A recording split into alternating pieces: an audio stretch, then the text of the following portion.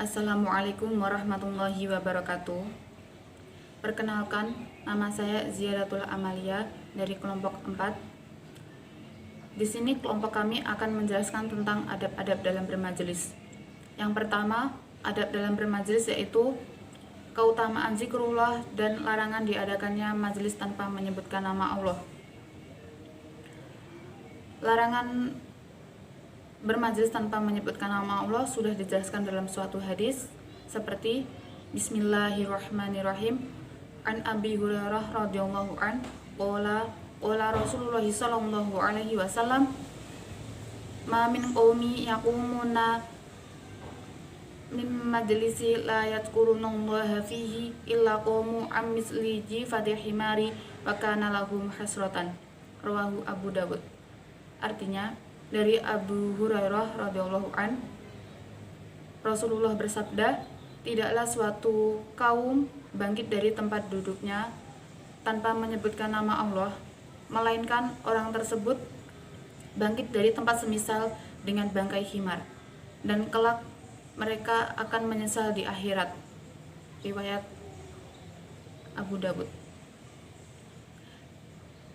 Dalam kalimat melainkan mereka bangkit dari tempat semisal seperti bangkai himar, di situ dijelaskan bahwa orang-orang yang dalam suatu majelis tanpa menyebutkan nama Allah itu diibaratkan seperti bangkai himar yang bau dan menjijikan, karena orang tersebut meremehkan pujian-pujian untuk Allah dan sholawat untuk Nabi Muhammad, maka dianggap menjijikan dan bau, serta Allah akan mengazab mereka di akhirat, sehingga orang tersebut menyesal di akhirat.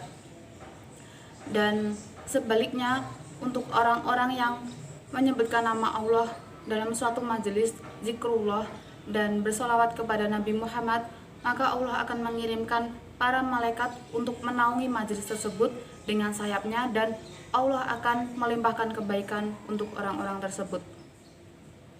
Yang kedua, yaitu memilih rekan semajelis. Rasulullah telah mengarahkan kaumnya untuk memilih rekan semajelis dengan baik dan teliti. Pada suatu hadis, Bismillahirrahmanirrahim.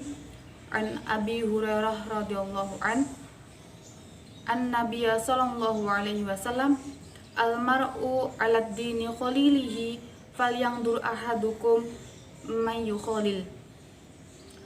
Dari Abu Hurairah radhiyallahu an, Rasulullah bersabda, seseorang tergantung pada agama teman dekatnya, maka dari itu hendaklah kalian memilih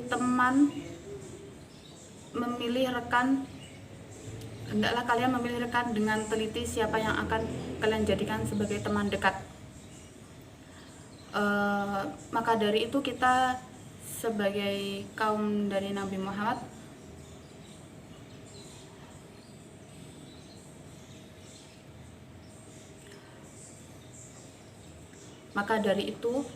harus memilih teman yang baik. Itu kita lihat dari kelakuannya, agamanya, kebiasaannya, serta adabnya, agar kita dipengaruhi oleh hal-hal yang baik. Memilih teman baik dan teman buruk itu diibaratkan seperti penjual minyak wangi dan orang yang bekerja sebagai pandai besi. Jika kita berteman dengan orang yang penjual minyak wangi, kemungkinan kita akan tertular bau wangi tersebut karena kita membeli minyak wangi tersebut, atau teman kita yang sebagai penjual tersebut memberi kita minyak wangi, atau kita memakainya minyak wangi tersebut sehingga kita tertular bau wangi. Sebaliknya, jika kita berteman dengan orang yang bekerja sebagai pandai besi, kemungkinan kita terpengaruh, baju kita terbakar, ataupun kita terkena bau yang tidak sedap dari pandai besi tersebut. Yang ketiga, yaitu mengucapkan salam dalam majelis. Ucapan salam kepada orang-orang yang berada dalam majelis ketika hendak pergi atau baru datang. mengucapkan salam kepada orang-orang yang berada di dalam majelis itu merupakan suatu amalan yang disunahkan.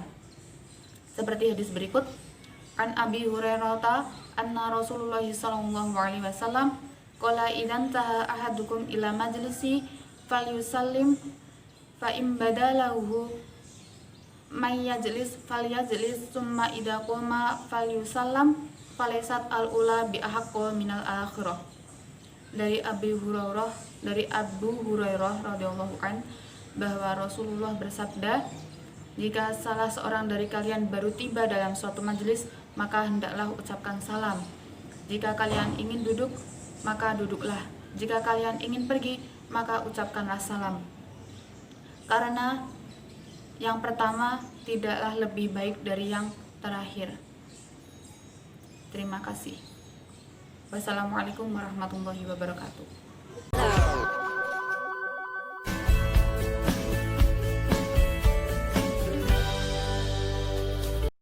Assalamualaikum warahmatullahi wabarakatuh.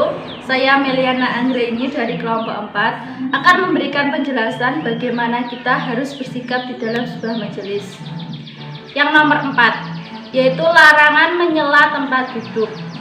Jadi maksudnya, misalnya kita itu baru saja datang ke sebuah majelis, lalu kita sedang mencari tempat duduk. Nah, saya ini kan ingin duduk di bangku A. Ternyata di bangku A itu sudah ditempati oleh orang lain. Nah, yang tidak diperbolehkan adalah kita menyuruh orang tersebut untuk pindah, lalu kita menduduki bangku A tadi. Itu yang tidak diperbolehkan. Itu yang namanya menyela tempat duduk. Yang diizinkan adalah misalkan kita menyuruh orang tersebut untuk bergeser sedikit. Nah, jadi kita itu duduk di sampingnya. Itu yang diperbolehkan. Lalu yang nomor 5 adalah berlapang di dalam majelis. Maksudnya adalah misalnya kita itu sudah berada di dalam sebuah majelis, lalu kita melihat ada orang yang baru saja datang ke sebuah majelis dan orang tersebut kebingungan mencari tempat duduk. Nah, di sini gitu maksudnya kita bersedia memberikan tempat duduk kita untuk orang yang baru saja datang tersebut. Jadi maksud dari berlapang dalam majelis itu seperti itu. Lalu yang selanjutnya yang nomor 6 adalah tidak boleh memisahkan dua orang tanpa seizinnya. Jadi maksudnya kita itu di sini harus lebih menghormati hak orang lain dan kita tuh tidak boleh menyela di antara tempat duduk mereka. Jadi kayak ibarat itu dusel-dusel ya, itu tidak boleh karena terkesan tidak sopan. Nah, lebih baik kita itu mencari tempat duduk lain yang kosong. Lalu maksudnya juga di sini kita tidak boleh memotong pembicaraan orang lain tanpa izin. Jadi kalau misalkan ada orang lain yang sedang berbicara, lalu kita menyela pembicaraan mereka, itu juga tidak diperbolehkan karena terkesan juga sangat tidak sopan. Lalu yang terakhir adalah tidak boleh mendengar pembicaraan dua orang yang sedang berbicara. Jadi kita itu lebih baik harus fokus ke pembelajaran apa yang kita dapat dalam majelis tersebut. Tidak perlu mendengarkan pembicaraan dari orang yang sedang berbicara misalkan di samping kita, di belakang kita, kayak gitu ya. Jadi itu sangat terkesan tidak sopan. Mungkin itu yang dapat saya sampaikan. Apabila dari teman-teman yang tidak paham bisa ditanyakan ketika saat presentasi nanti. Sekian dari saya. Wassalamualaikum warahmatullahi wabarakatuh.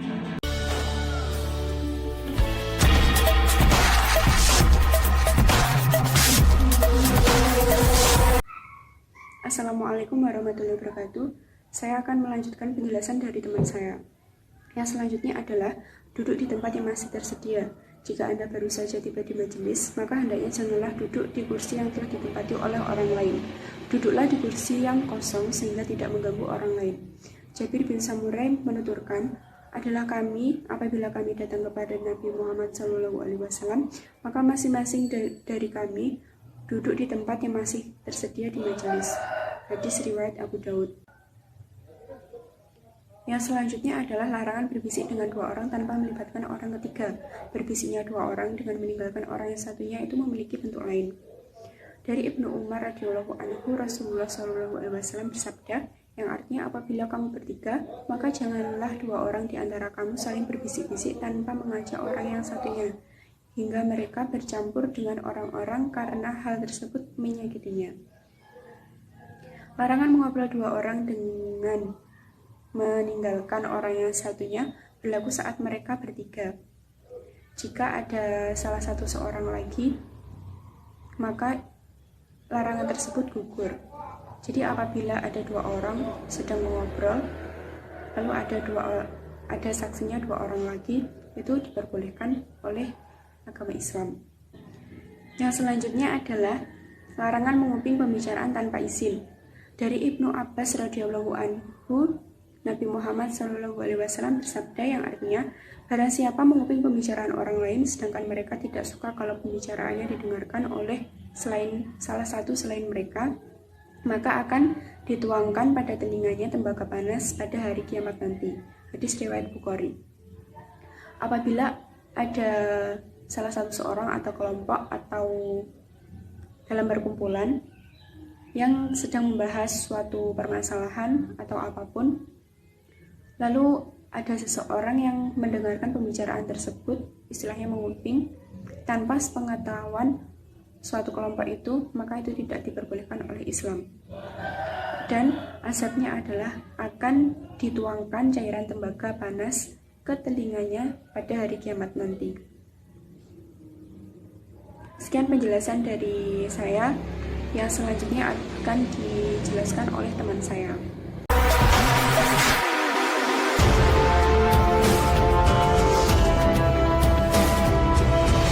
Assalamualaikum warahmatullahi wabarakatuh.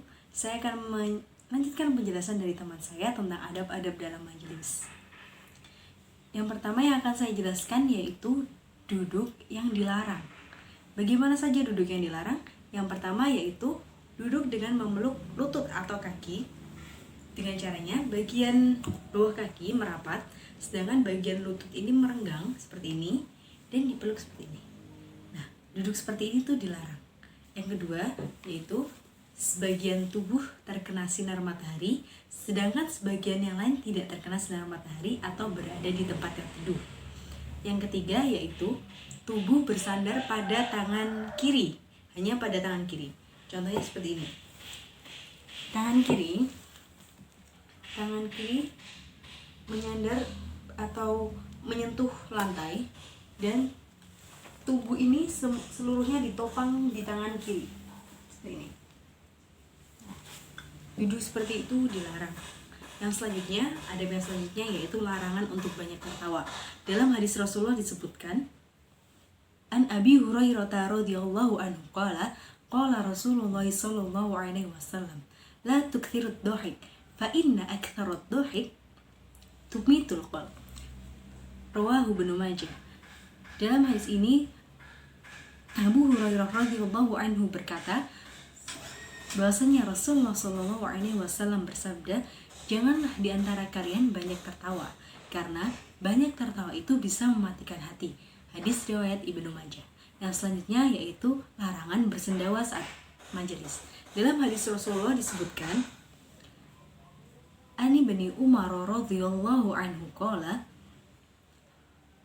tajasha'a rajulan inda Rasulillah sallallahu alaihi wasallam faqala kuffa anna jusha'ak fa inna aktsarahum syi'aban adullukum ju'an yaumal qiyamah. Rawahu Tirmidzi. Dalam hadis ini Ibnu Umar radhiyallahu anhu mengatakan jika ada seorang lelaki yang bersendawa di samping Rasulullah, Rasulullah bilang, janganlah kalian tutuplah sendawamu itu, sesungguhnya kekenyangan pada saat di dunia atau terlalu banyak makan saat di dunia yang menyebabkan sendawa itu tadi akan menyebabkan kelaparan yang sangat pada hari kiamat kelak. Hadis riwayat Tirmidzi. Sekian penjelasan dari kelompok kami. Maaf bila ada kesalahan kata.